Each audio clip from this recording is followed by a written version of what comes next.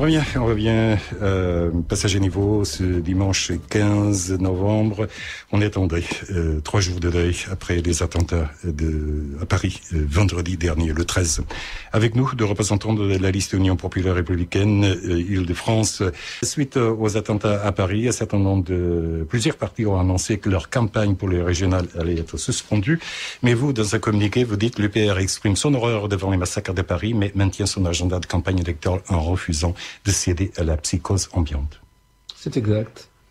Vous savez, les Français ont plus de discernement qu'on veut bien le dire et le croire. Nous avons dans 3 semaines des élections régionales. Alors de 2 choses l'une, soit le gouvernement suspend ces élections et les reporte.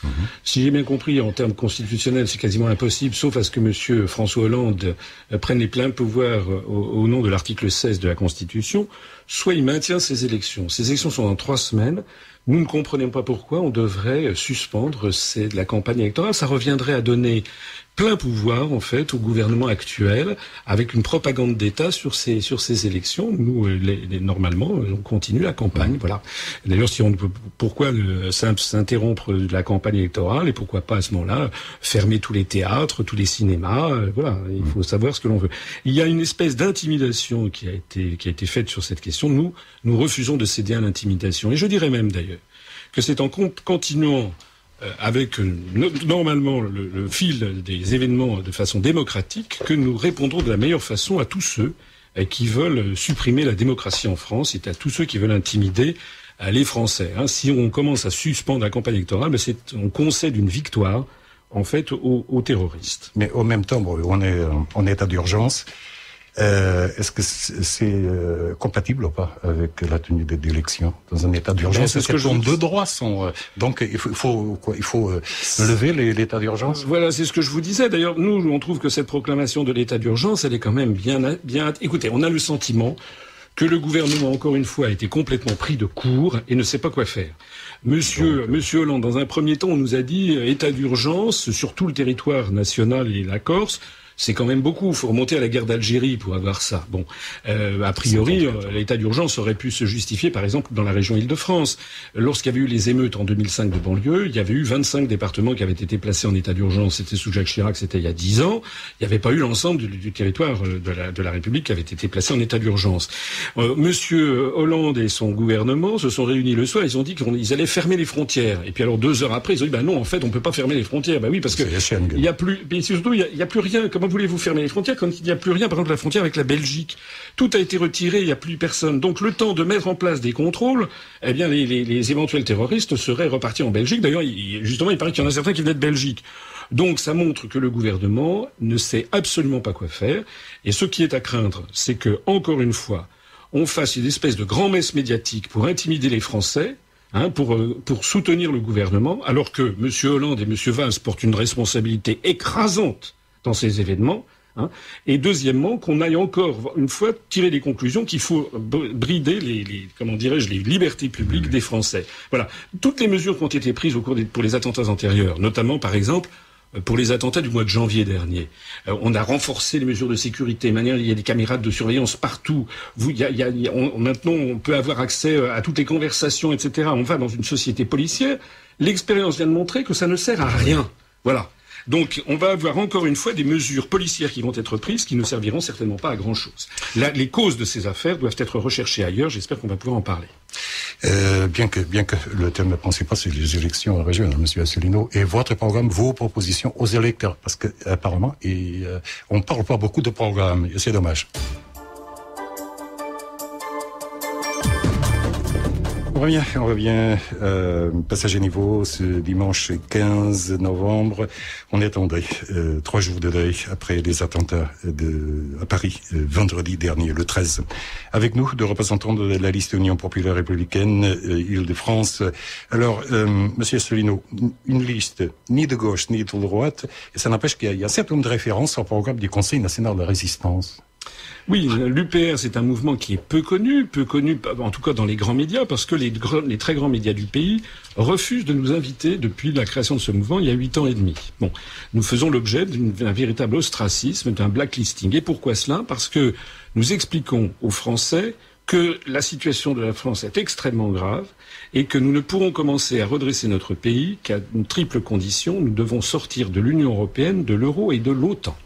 Alors, à partir du moment où vous dites ça, eh bien, vous êtes blacklisté. Je signale d'ailleurs au passage que, contrairement à ce que l'on nous dit souvent, le Front National, Madame Le Pen et autres, non seulement sont des mouvements d'extrême droite, mais de surcroît ne proposent absolument pas de sortir de l'Union européenne, de l'euro et de l'OTAN. D'ailleurs, on voit que Madame Le Pen, elle a reculé. Elle a reculé énormément là-dessus. Elle a reculé, et puis comme tout le monde, elle participe à la grand-messe qu'il va y avoir auprès de Monsieur Hollande. Nous refusons le magistère moral de M. Hollande. Je rappelle que M. Hollande s'est fait élire président de la République sur une escroquerie.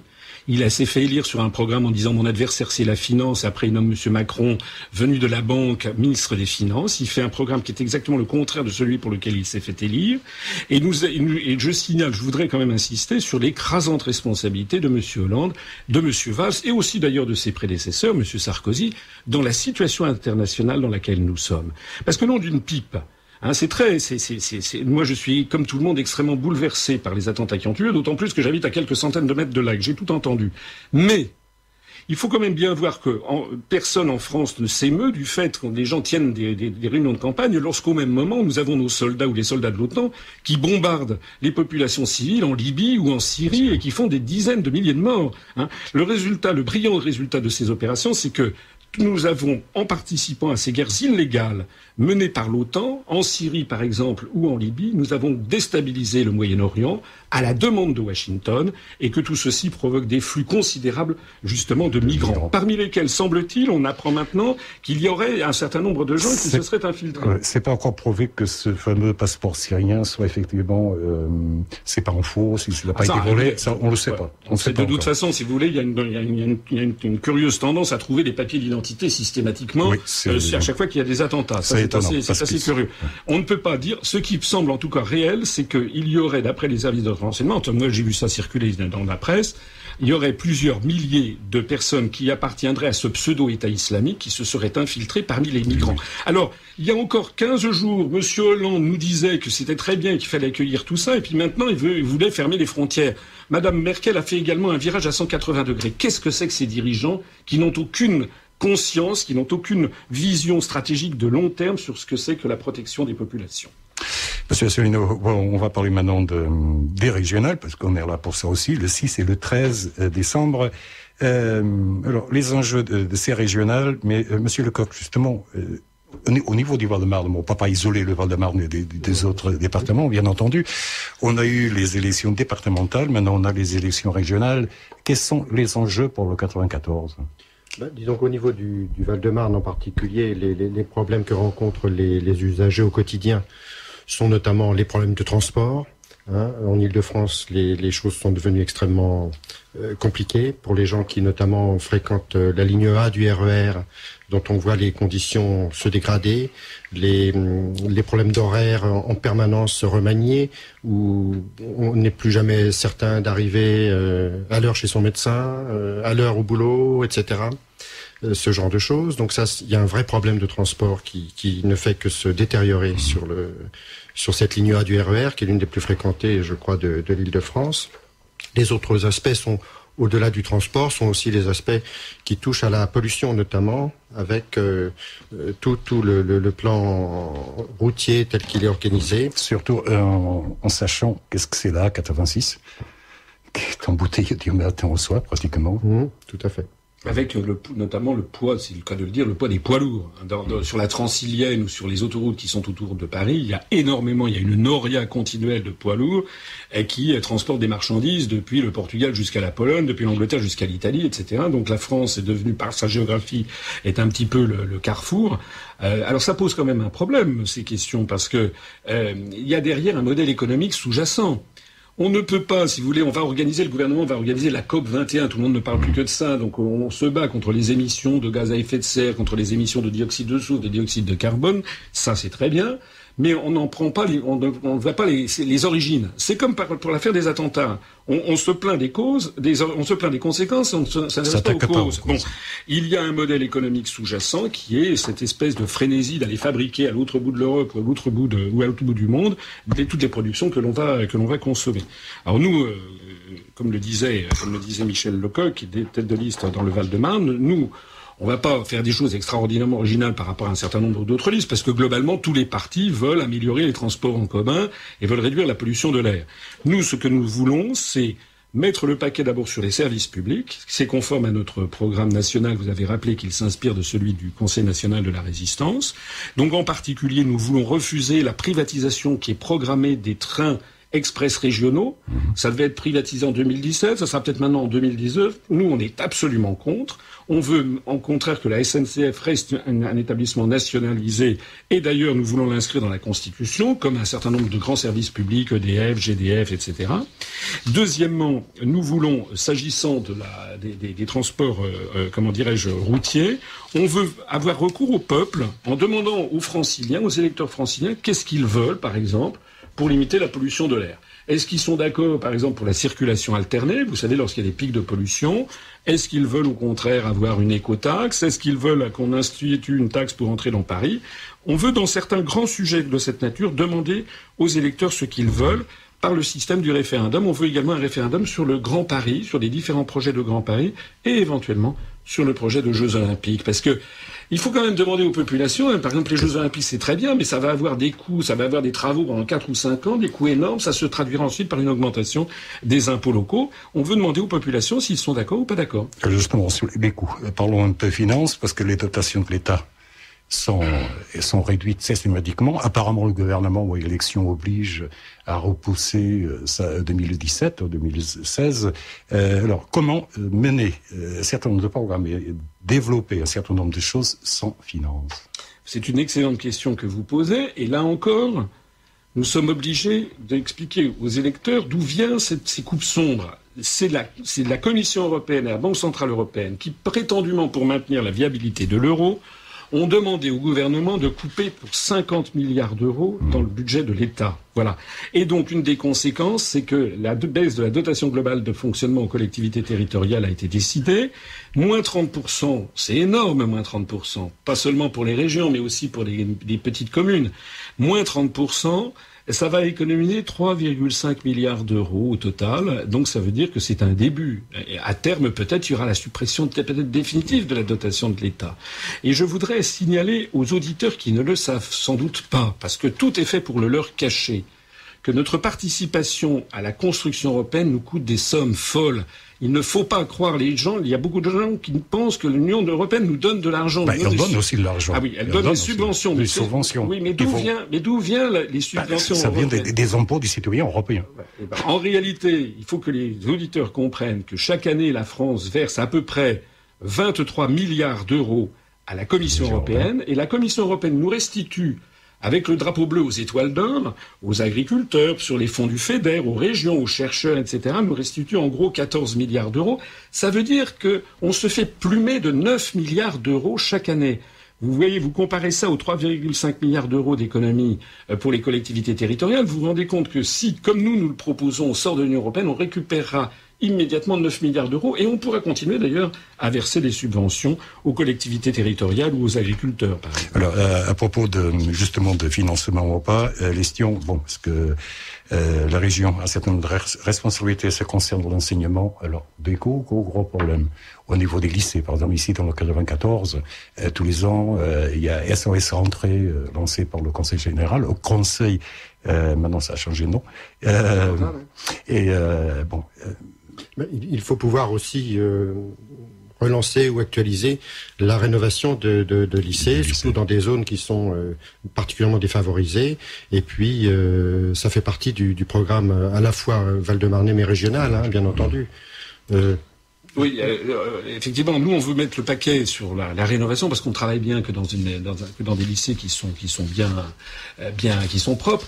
On va s'opposer notamment tout à fait à la proposition de Madame Pécresse en Île-de-France. Vous avez vu que Madame Pécresse, elle donne dans la mode les effets de mode, c'est-à-dire elle veut tout numériser et elle a dit qu'elle allait installer le Wi-Fi et 4G dans chaque salle de classe, prétendument pour que les professeurs expliquent aux ados comment utiliser un iPhone ou une tablette. C'est se moquer du monde. D'abord, il faut rien comprendre à la société d'aujourd'hui. Ça serait plutôt les ados qui expliqueraient aux profs comment on utilise un iPhone ou une tablette. Ça, c'est le premier point. Deuxièmement, nous disons que les lycées, c'est pas fait pour faire ce qui se passe dans la vie. Hein, les iPhones, les tablettes, les ados, ils font ça dès qu'ils sont sortis du lycée. Bon, nous on dit que ça doit être un lieu préservé, où on doit faire ce qui doit être la noblesse de l'enseignement républicain, c'est-à-dire de l'instruction publique, c'est-à-dire donner aux enfants des classes modestes, des classes populaires, ce qu'ils n'ont pas ni à la maison ni dans les cages d'escalier. C'est-à-dire, vous savez qu'il y a un sondage qui a montré qu'il y a 40% des jeunes qui sortent de l'école primaire qui ne savent pas compter en France maintenant. Il y a une dégradation considérable de l'enseignement. Vous imaginez, si on suit Madame Pécresse, ce que ça donnerait d'avoir le Wi-Fi dans les classes. C'est-à-dire, il n'y a plus de profs, il y a plus rien. Ça devient de la garderie pour ados. Bon.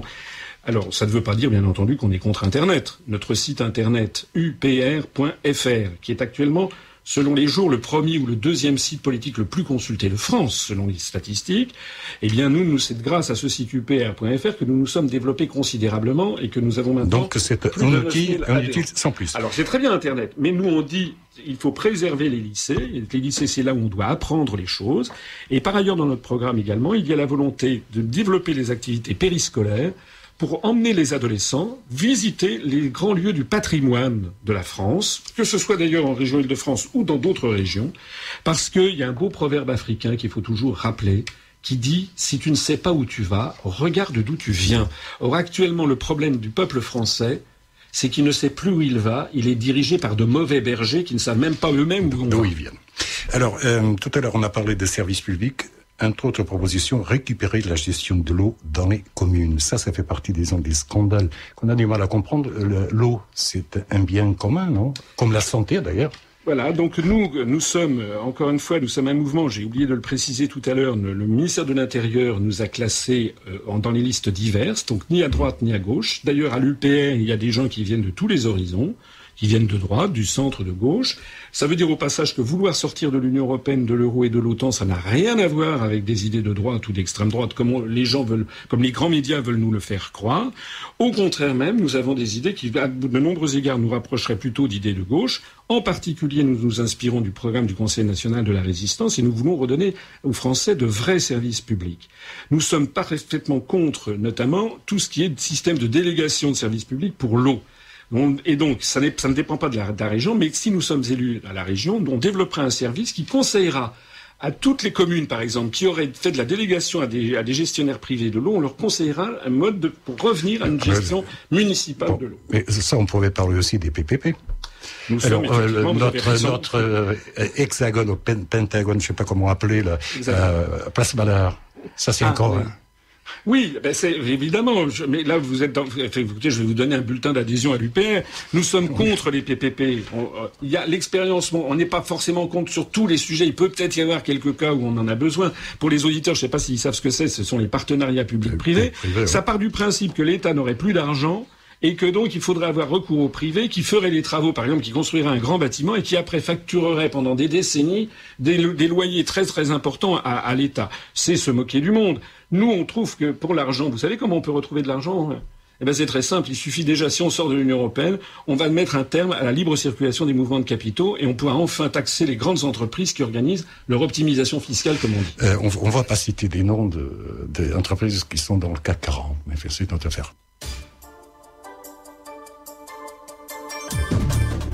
Il nous reste environ 6 minutes avant la fin de l'émission du dimanche 15 novembre 2015.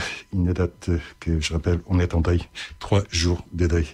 en mémoire de tous ceux qui ont été victimes des attentats à Paris vendredi dernier. Alors, 2 questions encore aux représentants de liste Union populaire républicaine Île-de-France. Question du logement. Question du logement, alors, il y a des villes qui acceptent pas, qui veulent pas des logements sociaux. On parle des problèmes de foncier, mais toujours est-il qu'il y a un grave problème d'habitation aujourd'hui, surtout pour ceux qui ont des bas salaires. Alors, qu'est-ce que vous proposez, en plus de renouveler, etc., les HLM et les immeubles sociaux? Alors, notre programme, c'est comme les autres. Nous, on veut développer le logement social. Simplement, tout à l'heure, vous avez posé la bonne question. Où est l'argent ? Donc nous, on a un problème. Il va y avoir de moins en moins d'argent dans les régions, sauf à augmenter les impôts régionaux. Nous, notre programme national, je renvoie les auditeurs intéressés, il est sur Internet. Notre programme national a prévu, je le disais tout à l'heure, que sortir de l'Union européenne nous rapporterait énormément d'argent, tout en pourrait continuer à maintenir les subventions aux agriculteurs, etc. Avec cet argent, nous avons prévu de lancer un grand programme de logement social. Moi, j'ai été directeur de cabinet du président du Conseil général des Hauts-de-Seine il y a un certain nombre d'années, il y a une dizaine d'années. Je connais le problème des logements sociaux en Île-de-France, il est considérable. Il fait d'ailleurs l'objet de toute une série de passe-droits, parce qu'il y a des municipalités, si vous prenez si vous adhérez au parti du maire en place, on va vous faire passer devant les autres. Enfin, tout ça, c'est des choses qui sont scandaleuses.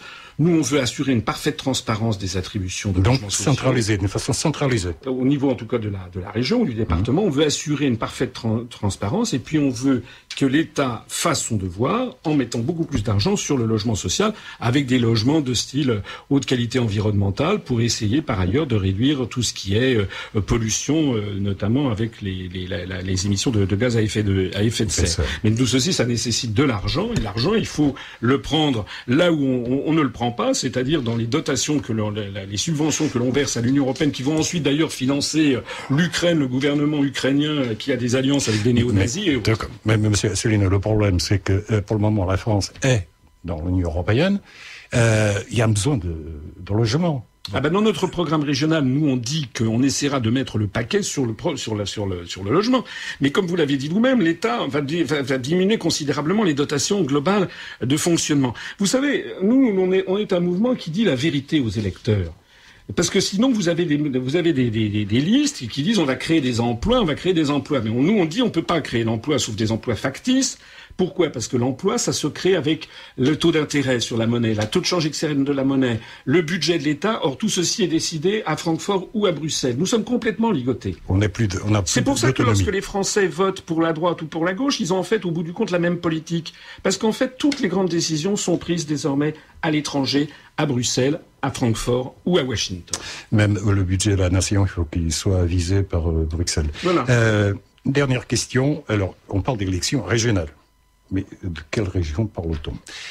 Les compétences des régions sont encore incertaines. Il y a le Grand Paris, donc le fameux millefeuille qu'on voulait détruire. On va élire un certain nombre de personnes, mais les compétences n'ont pas été définies. C'est normal ? Écoutez, les Français comprennent pas ce que c'est que les régions. Ça nécessite un petit peu d'histoire. Du temps de la monarchie, je remonte à loin, sous Louis XV, sous Louis XVI. La France, elle était complètement entravée par des quantités de provinces qui étaient de tailles différentes, qui avaient chacun ses lois, ses privilèges, etc., etc. La Révolution française, ça a été quoi ? Ça a été la suppression de toutes les provinces, et on a créé 83 départements. Pour que tous les Français soient égaux. C'était l'égalité du peuple français, l'égalité des territoires. Et on a vécu avec 100 provinces, 100 régions, entre le 15 janvier 1790, création des 83 départements, et vous savez quand est-ce que ça a été créé, les régions, et par qui ? 1941, par le maréchal Pétain, à la demande de l'Allemagne hitlérienne, qui voulait diviser le peuple français. Voilà la réalité. En plus, Pétain s'inspirait des idéaux de Charles Maurras, de l'extrême droite, qui voulait faire revivre les provinces.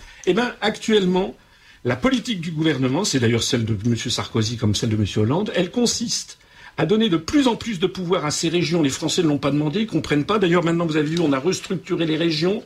Pas vous, pas moi. Les dirigeants ont décidé de supprimer les départements qui assuraient l'égalité entre les Français, de créer des grandes régions, de donner de plus en plus de pouvoir à ces régions, et de dire aux régions, vous allez traiter directement avec Bruxelles. Et vous savez ce qu'il y a au bout du compte ? C'est la destruction de la France, la destruction de la République française, parce que d'ici 5 à 10 ans, on nous expliquera, il y a un millefeuille administratif, et finalement, l'échelon qu'il faut supprimer, c'est la France. Ça n'est pas Ça n'est pas quelque chose ce n'est pas une affabulation. Regardez ce qui se passe en Espagne avec la Catalogne qui réclame son indépendance. Regardez ce qui se passe au Royaume-Uni avec l'Écosse qui veut réclamer son indépendance dans le cadre de l'Union européenne. Au Kosovo, voilà. On a un exemple. Il y a donc derrière une volonté délibérée de morceler, de fragmenter les États-nations pour avoir des États-Unis d'Europe qui seront entièrement placés sous la domination de Washington et de l'OTAN. C'est de ça qu'il s'agit. Monsieur François Asselineau, Monsieur Michel Lecoq, merci. Il nous reste 1 minute 30 environ. Un message à nos auditeurs. 1 minute 30. Le message que moi j'aurais tendance à dire aux auditeurs, c'est que ils doivent ne pas céder à l'intimidation des grands médias. Ils doivent regarder autre chose que la télévision. Je leur conseille d'aller se renseigner sur Internet et d'aller voir notamment notre site upr.fr. Ils y découvriront des quantités d'informations qui leur sont actuellement cachées. Par exemple, sur le coût de la construction européenne. Par exemple, sur la façon dont la construction européenne nous place sous la domination de Washington. Actuellement, tout le monde est extrêmement bouleversé, moi le premier, par les crimes qui viennent de se produire à Paris. C'est exact. Mais d'abord, il faudrait savoir qui sont les commanditaires. Et puis, il faudrait savoir d'où viennent ces attentats et quelle est la situation que nous avons créée au Moyen-Orient. Nous avons des pompiers pyromanes. Monsieur Hollande, Monsieur Sarkozy ont été aux premières loges pour déstabiliser tous ces pays. Normalement, ils devraient être déférés à la Cour pénale internationale, puisque la France a ratifié le statut de Rome et la Cour pénale internationale. Merci. Je rappelle liste Union populaire républicaine, François Asselineau, tête de liste d'Île-de-France, et Michel Lecoq, tête de liste de Val-de-Marne.